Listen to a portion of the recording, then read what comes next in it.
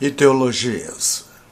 Algo lamentável é ver a confusão que se cria quando a palavra é política, é ideologia, tendências, futuro de um país. Nós temos no Brasil atavismos que foram feitos ao longo da história. Atavismos que, mal aplicados, acabaram desmoralizando a democracia, um regime autoritário, socialista, capitalista.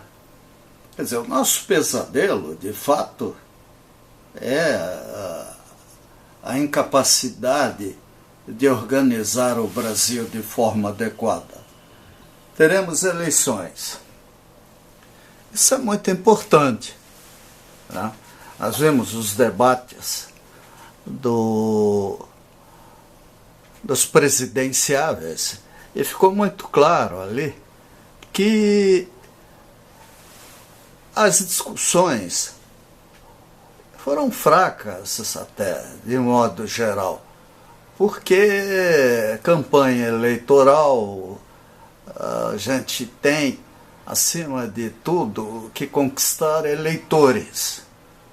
E aí a gente perde num debate, né, ou em contato com os candidatos, a visão real do que eles seriam. Então, a questão nossa em relação ao futuro do Brasil é superar a ignorância. Esquecer essa questão de esquerda, direita. Acho interessante muitos falarem em propriedade privada, como se a propriedade privada fosse intocável. E, no entanto, todos pagam impostos sobre a propriedade privada. O que isso mostra? Mostra que a propriedade privada é relativa. Ela não é algo intocável. O Estado, querendo, ele se apropria.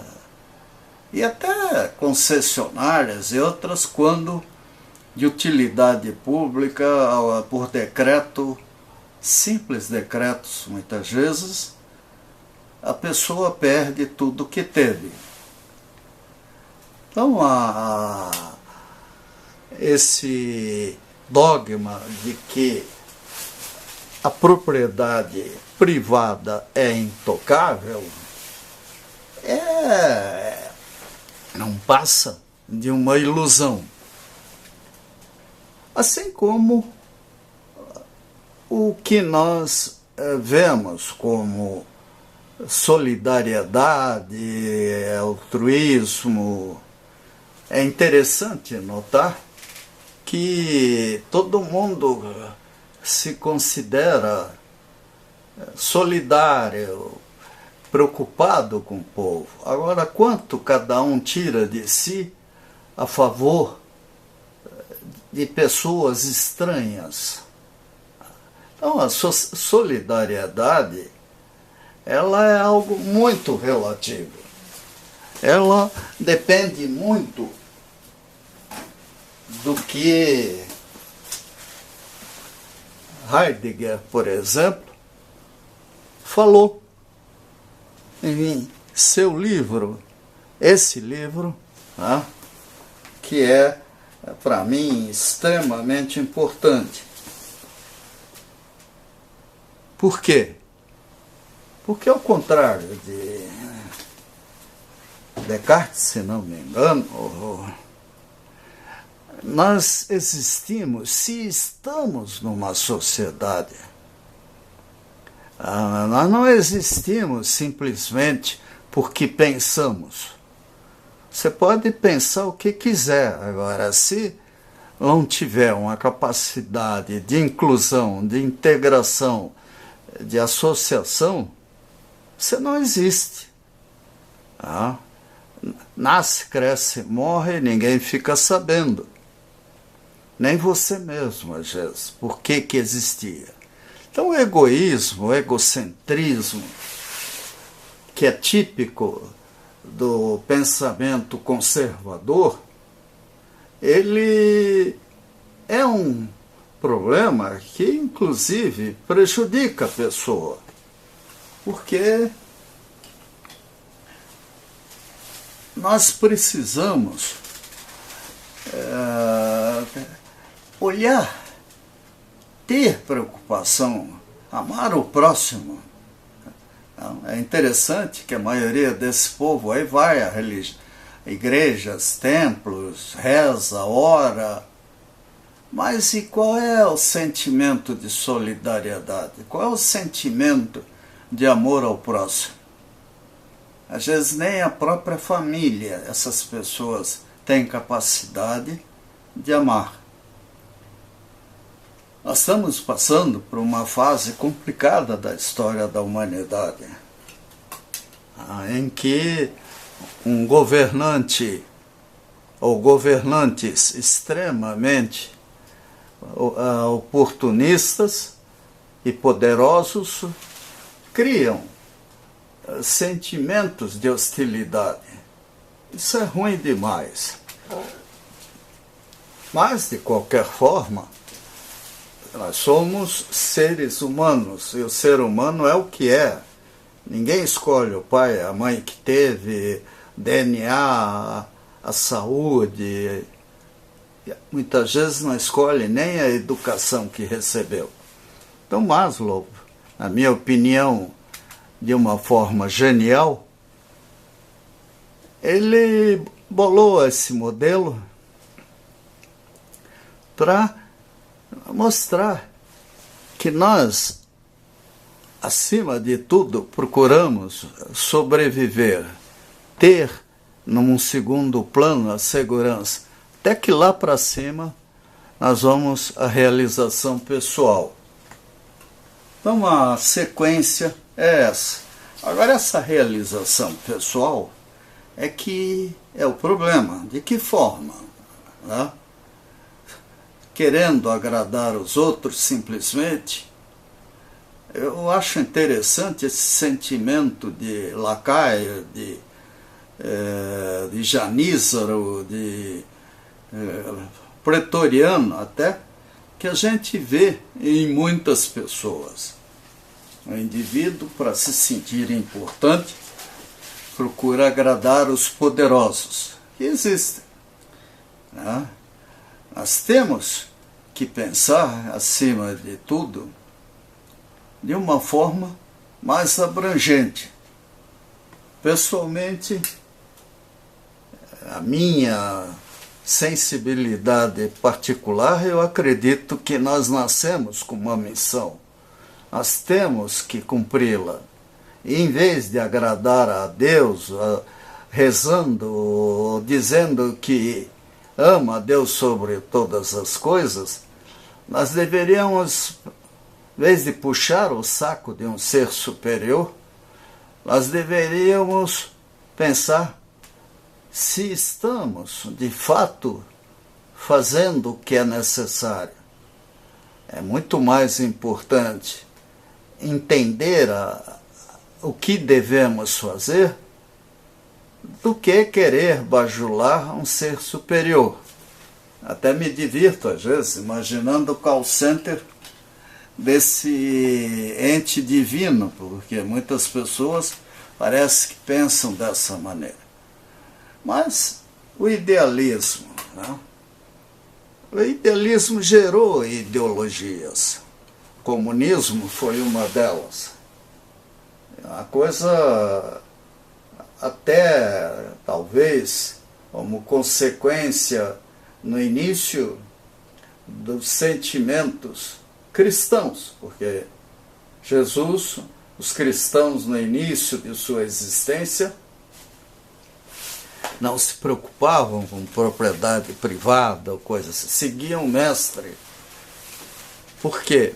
Porque achavam que o mundo ia acabar logo e queriam, de fato, ir para o céu, vamos dizer assim. De uma maneira, talvez, subliminar, isso ficou entranhado na cabeça das pessoas. Agora, comunismo existe, ou teoricamente existe, ou existiu, em muitos lugares. Em conventos, em seminários, em lugares isolados, em tribos talvez indígenas, que a gente chama indígena, o nome é ruim, povos de toda cultura e comportamento primitivos, onde a propriedade privada ainda não era sensível. E esse sentimento de ter, de ser, de querer, ele é inato ao ser humano. Então, o comunismo como ideologia é uma ideologia que, né, tende ao fracasso, porque não tem como uma pessoa ou uma organização, a menos que a ferro e fogo, em cima de uma burocracia, polícia secreta e outras coisas, queira implantar o comunismo. E foi o que vimos, né?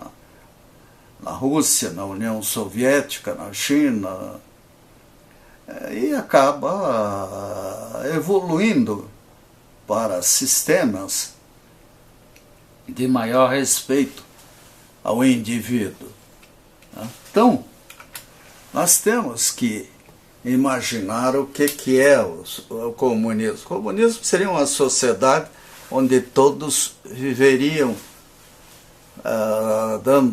produzindo e recebendo de forma igual. O socialismo já é uma palavra infinitamente mais versátil, é um conceito mais versátil.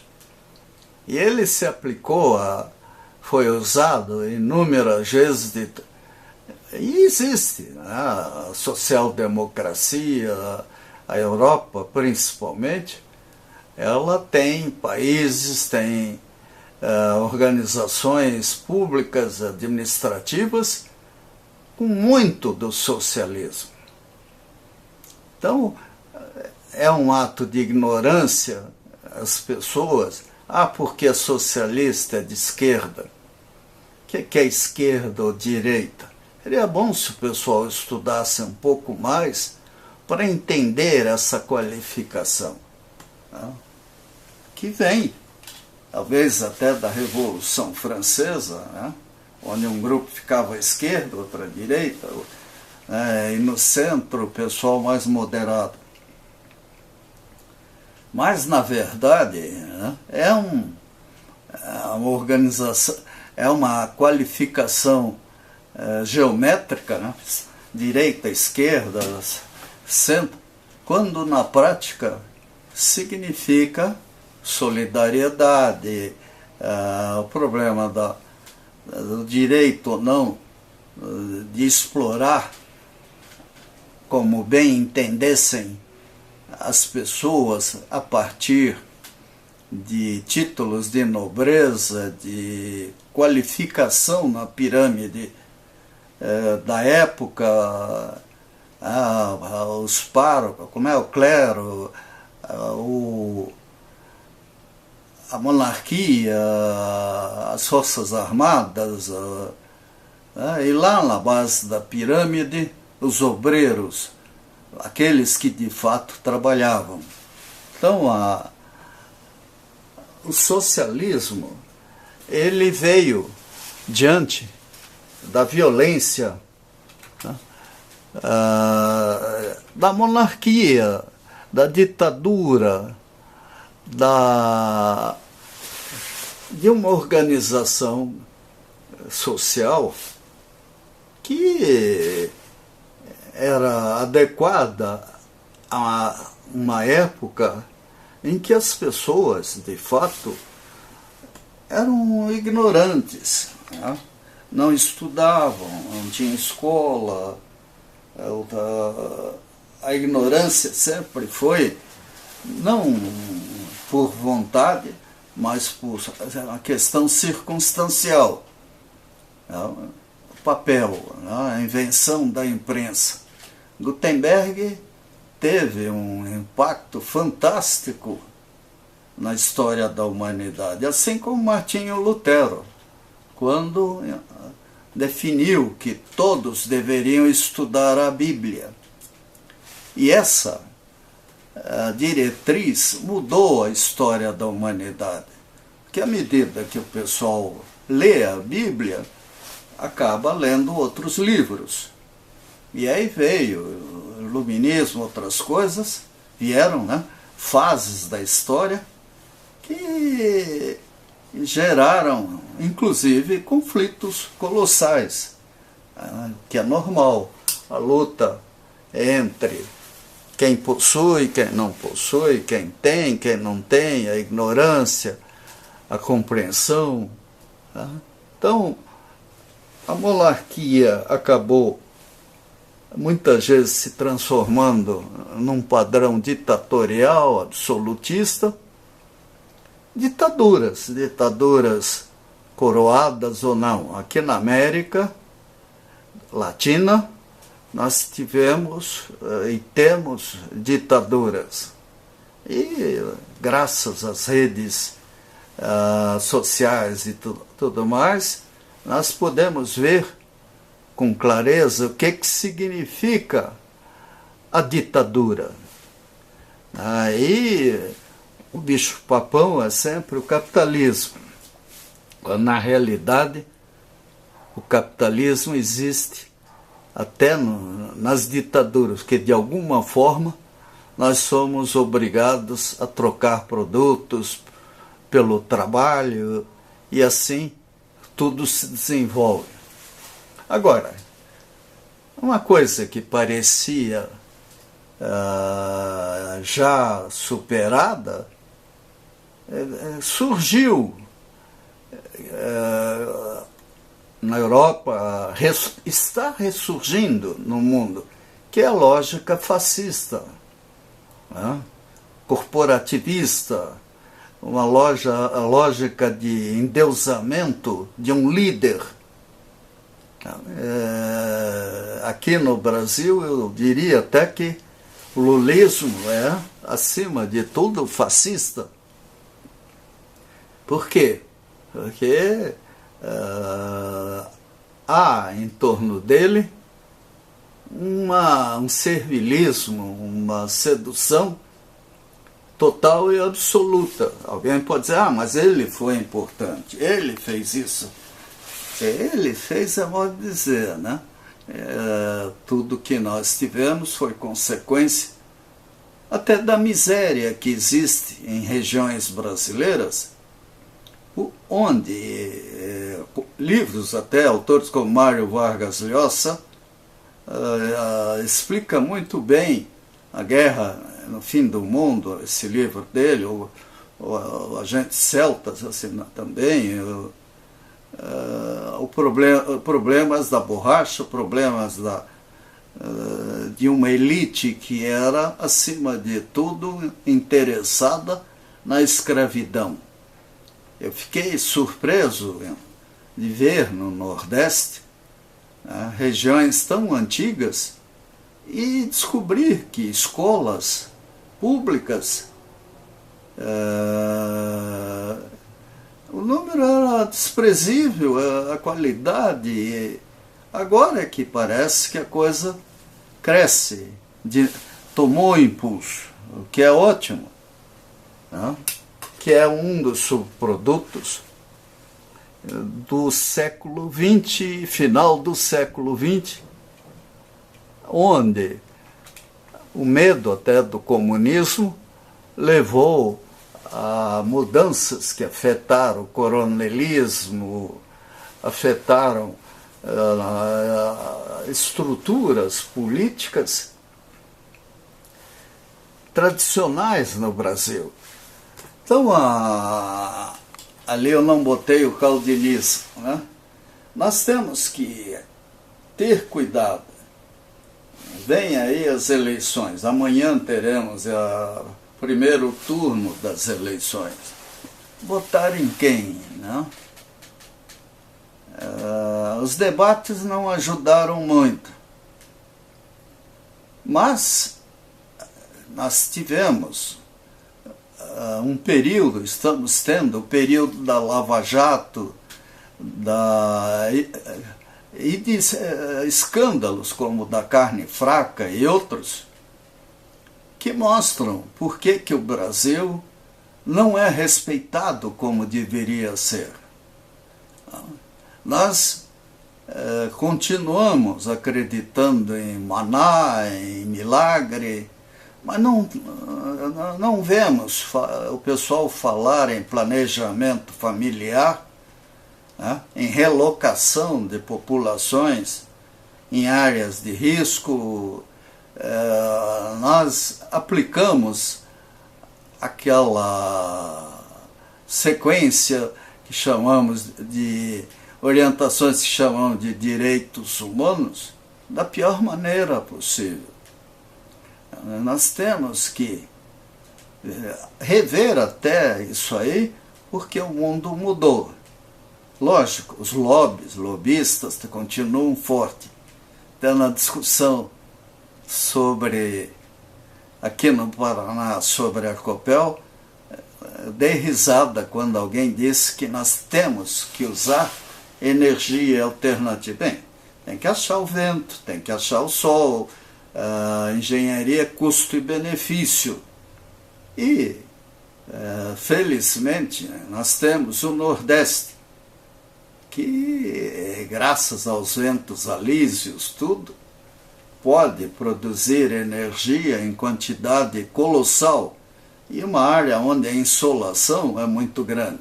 E no modelo atual, no setor elétrico, não tem muito sentido investir onde existe uma quantidade de vento menor, um nível de insolação menor. Devemos, sim, não desperdiçar. Se a população brasileira quisesse, em uma semana o consumo de energia elétrica, de petróleo, tudo cairia drasticamente. É só não desperdiçar. Então, a questão da sustentabilidade, da lógica, da arquitetura, do urbanismo, são coisas que ganham uma importância muito grande.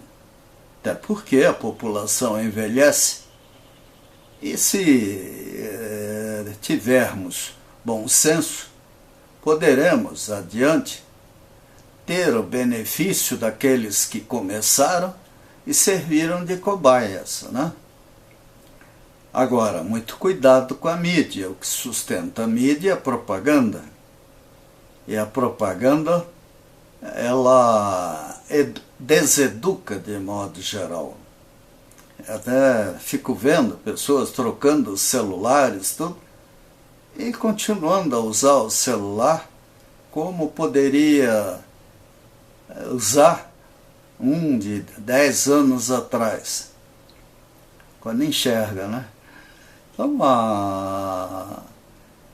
vamos pensar com cuidado nas eleições de amanhã, para ver quem são as pessoas, eleger as mais honestas, mais coerentes, as mais preparadas para governar o bairro, a cidade, o Estado, a União.